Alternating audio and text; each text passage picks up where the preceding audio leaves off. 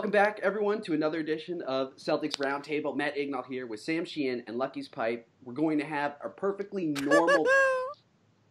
Did anyone hear that? Interesting.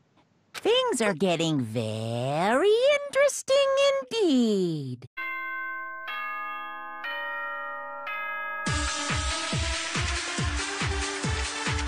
None of it happens without Dwayne. I'm almost kind of rooting for him to win, even though I put him second. But I voted for Quinn, and that's as close as I can get to explaining why. Yeah, and you know, my vote for, and again, Quinn's like now the only guy who's been on my ballot 2 years in a row. The Brad Stevens thing, I had a really interesting conversation with a member of a coaching staff that I respect immensely. He's like, how did Brad get on the Mount Rushmore of NBA coaches?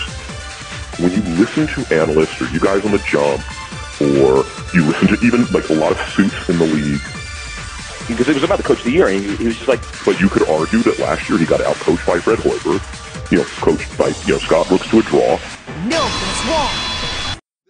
This is an insane point. You're talking about Brad Stevens, who's one of the top coaches in the NBA, and you're talking about Fred Hoiberg. Since that podcast was recorded, I think it's kind of been bared out. Brad Stevens went on an enormous tear in the playoffs with the hospital Celtics squad without Kyrie Irving, without Gordon Hayward. So with only Al Horford as the only All-Star on the squad, and they came within games of knocking LeBron James out of the playoffs and going to the finals, like within minutes. Yeah. So what is Kevin Arnovitz talking about? And this is not my argument. I am a Brad Stevens defender. The hagiography, deification of the holy Brad Stevens. Like, can we just wait for a second? And each year they add, oh, hey, here's the best playmaking two-way big man in the league in Al Horford. Oh, here's just a steady stream of top 3 picks. Like, oh, well, Hayward went down. It's okay because you have the best shot-making point guard in the league. It's interesting. That's as close as anyone gets to Brad Stevens Tatum. When Hayward went down, okay, you have these top 3 picks. I mean, you just went through a whole thing before about, you know, all these rookies tell you how hard defense is and how much they struggle. Like, now, this was before that. Right, no, I get it. They do have a lot of talent. We all love the guy. But you guys are just like mount him on top of the Washington Monument. No, that's wrong. So, if they really mounted Brad Stevens on top of the Washington Monument, wouldn't you think he would have done better than 3rd in Coach of the Year? I'm going to suck up your statement that people left off the ballot and spit back, oh yeah, Kevin Arnovitz left him off the ballot and put him who knows, not top 3. You know who he had on his ballot? Dwayne Casey, the ironic Coach of the Year. That's who he's spackling his monument toward, Dwayne Casey, who had 1 good year, who gets swept out of the playoffs. This trial is brought to you by Simple Contacts. Shop for lenses the easiest way possible at simplecontacts.com. Use the promo code CelticsBeat at checkout for $30 off your first order. Get Kevin Arnovitz some Simple Contacts so he can maybe see the freaking games. Well done.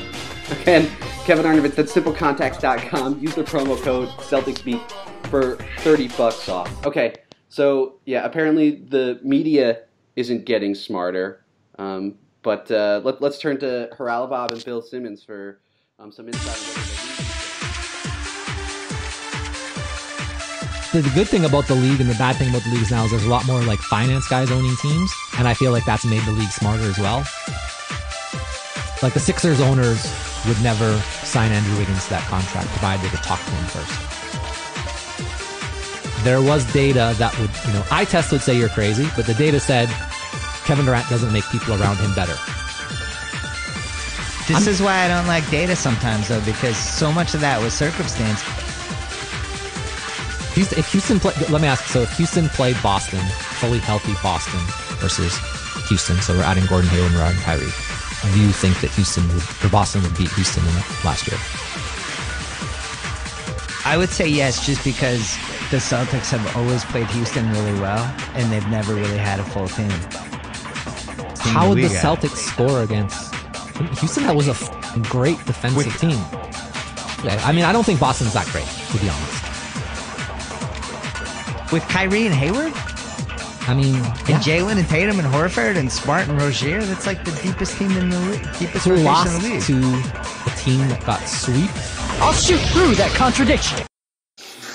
That's wrong. Like, you can't, like, Bob here, like, is just saying, like, it's just nonsense. He's talking about, on the one hand, he's saying that the Celtics will stand no chance against Houston because they weren't able to score and they didn't have Hayward and Kyrie. Like, you can't use, there's no data anywhere. There's 5 minutes of data from the season about what the Celtics look like when they're fully healthy. He just completely ignored the fact that they didn't have Kyrie and Hayward, which was used to make his argument that they would have gotten killed by Yeah, I don't know Houston. how they would score except they won a game against the Rockets. Yeah, so He's Haralabob's using the wrong. transformative property on basketball games, and he's just like, well, you know, they lost against the Cavs, and the Cavs got swept, so obviously they're worse than the Rockets.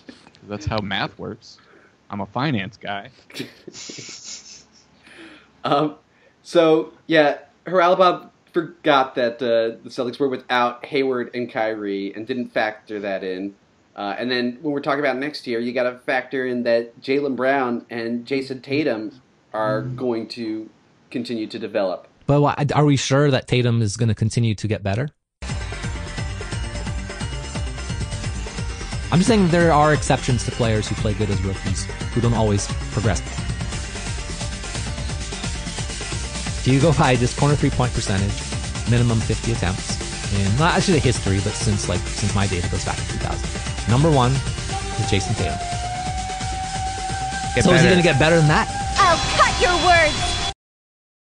Jayson Tatum's true shooting percentage is only brought down by 1.6 percentage points if you regress his corner threes to the mean.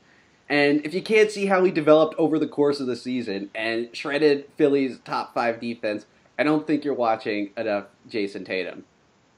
Well, it's just such an insane point to make because he literally, like, minutes before in the conversation, talks about how much he values isolation scoring. To have that critique of Jayson Tatum is insane. To have that critique of Kyrie Irving is insane. But then to also, just minutes before, be saying the exact opposite. It just seems, it was just such a wild, wild take to have.